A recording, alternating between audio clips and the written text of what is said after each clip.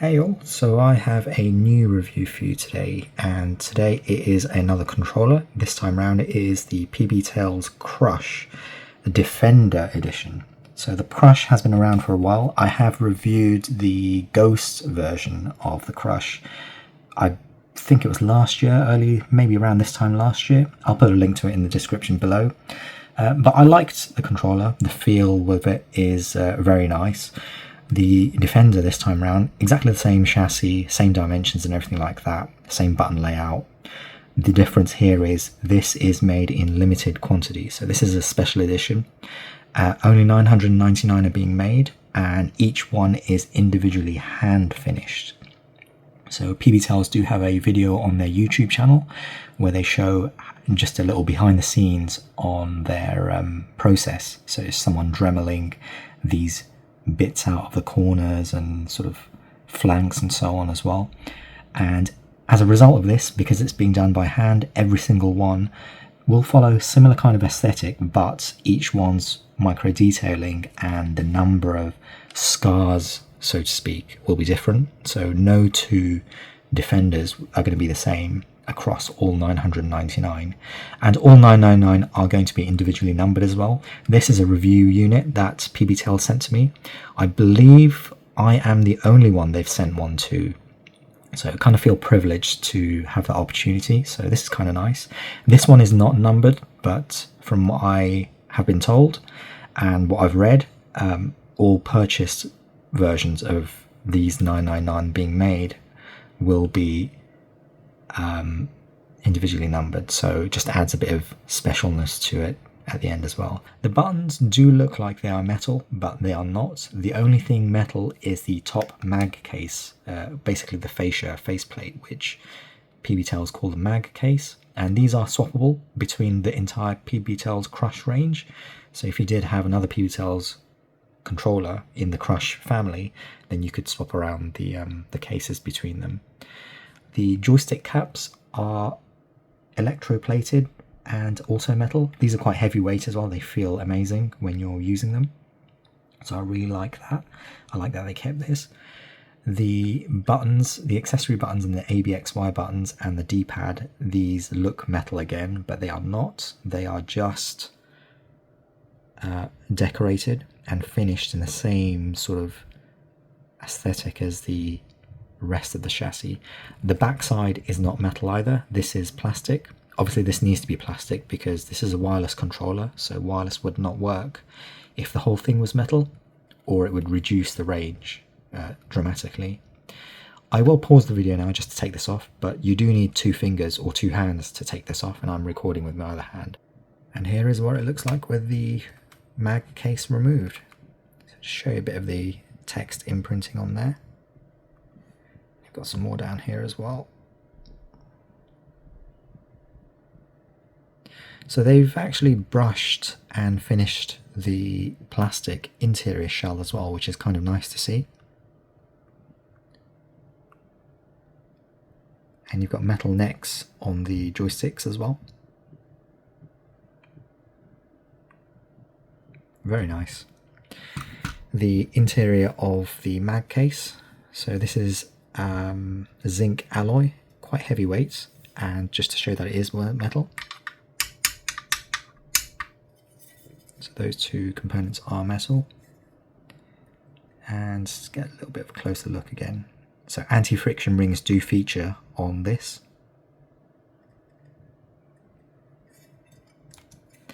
And to put it back on, just really easy. And that's it. It does come with a 2.4 gigahertz dongle, and I'll have to backtrack onto my previous review, but I remember the original 2.4 gig controller, or at least the original Crush, had issues with reconnecting every time to the dongle. I have not had the same issue with this one. This has connected every time and it's near instant. Okay. So it does have a flashing light, and to connect it up, all you do is press the home button. So it's just a brief press, not just a rapid press. And that's it, that's connected. So a little vibration will tell you that it's connected up. You can use it wired as well. So in terms of specs, just to cover that while I'm here, 1000 hertz over wired. So you do get a USB cable in this. Let's grab this case. Very nice case. PBTel staff are petrol heads. So all of the cases so far that I've had with PBTel's controllers are sort of motoring themed. So you've got a Le Mans one here. And the quality of it is very good. You've got a sleeve on the inside top lid to put stuff. Braided cable, which is very nice. Lightweight as well, which is what I like to see. GameSir could learn a thing or two because theirs are really thick and not pliable at all, but this is very nice.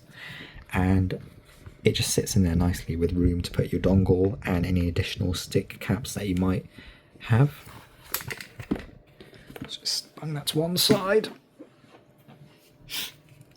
It does support Bluetooth as well, and it does also support X input and switch input. You can also trigger it to D input for, I don't know why you'd need D input for Windows, but you might have platforms that require D input. You've got that option there to do that.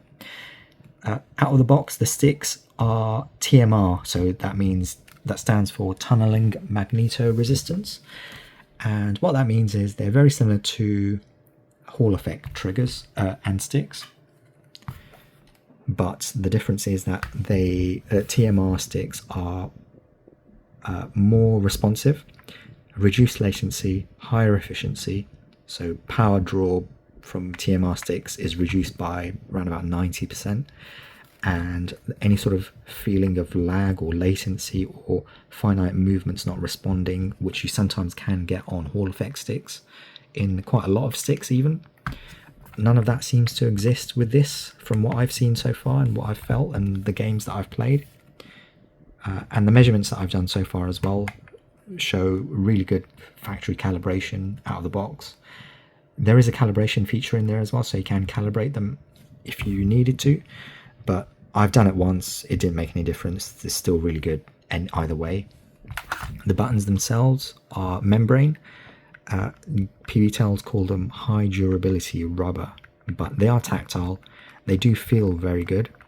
The D-pad is a similar kind of size to a Nintendo D-pad, and I really like Nintendo's D-pads, and it feels very similar to that as well, which is kind of nice. There's a bit more concave nature to the shape of it, but it works really well. The ABXY buttons, very tactile, very clicky. They are membrane, but there is no post-click travel to them. So when I click it in, it's really solid. It feels like I'm hitting something solid. And spamming, yeah, really good. The accessory buttons are micro switch. They feel and sound really good. And the same goes for shoulder button. And the shoulder button is actuated regardless, with the same pressure regardless of where you press. So even on the inside, outside, middle, it's the same. The triggers themselves are Hall effect, and they do not need too much pressure to actuate. So really nice feeling triggers.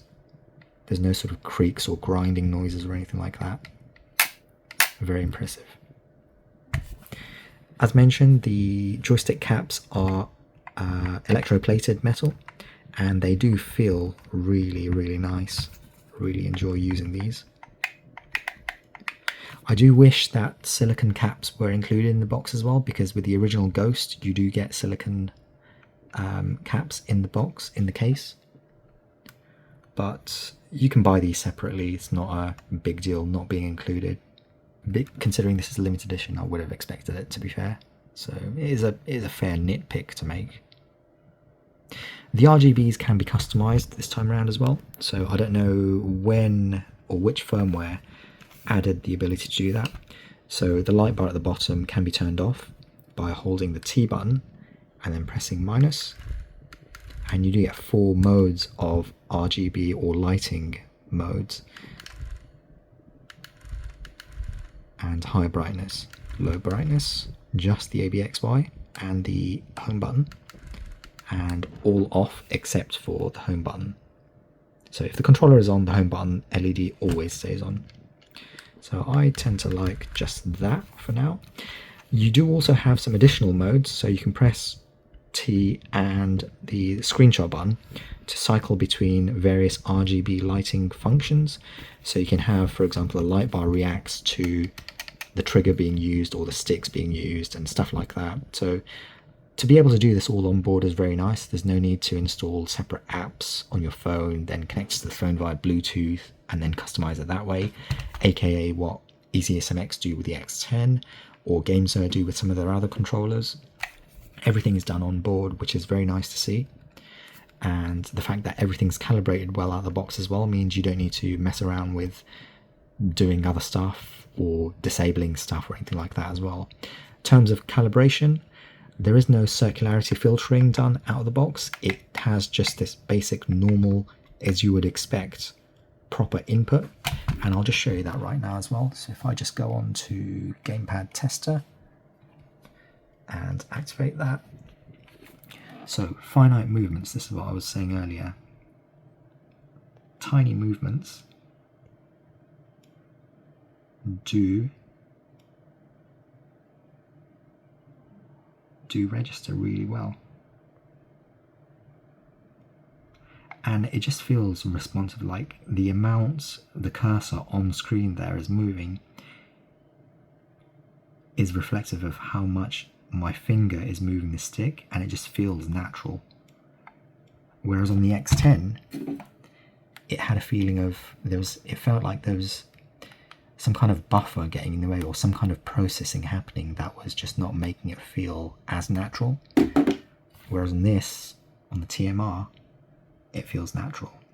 To be fair, it does also feel natural on the X05. This is their latest controller from EasySMX, of course, so all of the refinements they've made over time since the X10 have incorporated into this. And as far as I'm concerned, this is the best budget-friendly, high-performance controller you can buy. Under 20 quid, can't complain really. But back to the PB Tails. Yeah, so the sticks are very nice feeling, very accurate. And if I turn on circularity and just show you that, I'll just slowly eke out 10.1%, and that's been consistent throughout. I've had it down to 9.7 before, but 9.7 to 10.1, and both sticks are basically the same as well.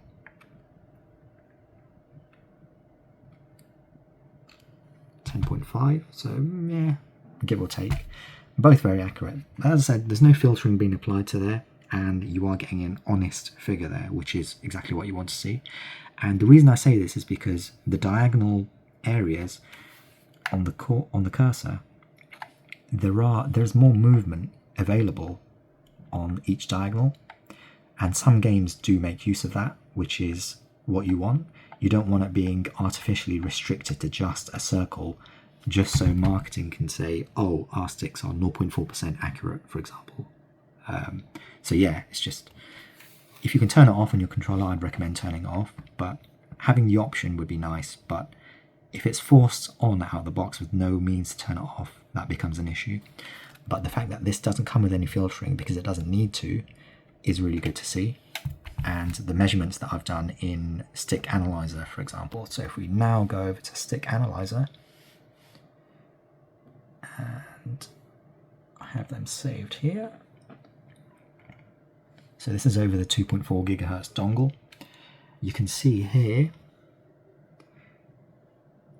test duration was 3.79 seconds with stick resolution of 0.00021. So that is a very tight resolution scale, and we have 435 points per axis registered over those 3.79 seconds.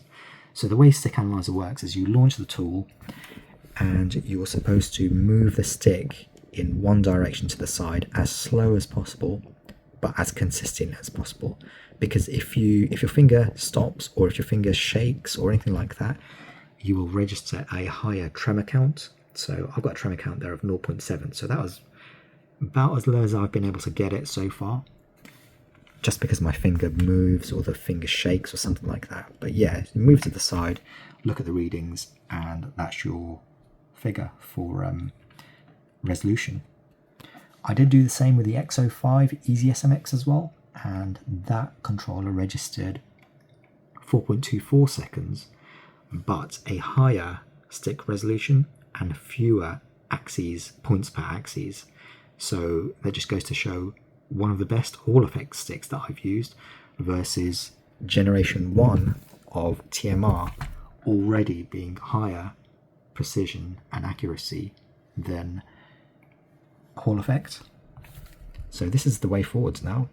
I know EasySMX are releasing a Hall effect, TMR stick controller. I don't have any additional details on that other than just being told I'm going to be sent one and it's going to be some point soon.